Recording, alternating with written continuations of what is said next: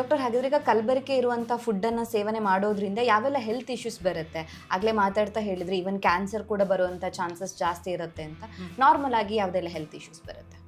See, cancer is something like, first simple things that can happen is indigestion ಆಗ್ಬೋದು, acidity ಆಗ್ಬೋದು, ಮತ್ತು next is loose motions, vomiting.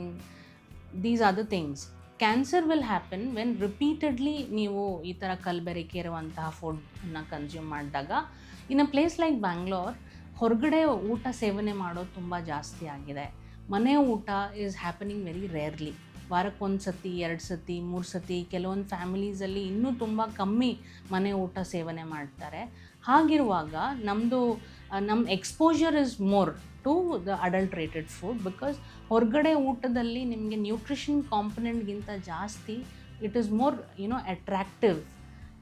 The colors are more attractive, the concept of eating outside is more attractive. ಹಾಗಾಗಿ ತುಂಬ ಜಾಸ್ತಿ ಕಲಬೆರಕೆ ಇರುವಂತಹ ಫುಡ್ಡನ್ನು consume ಮಾಡಿದಾಗ for a longer duration, then the risk of cancer is very high.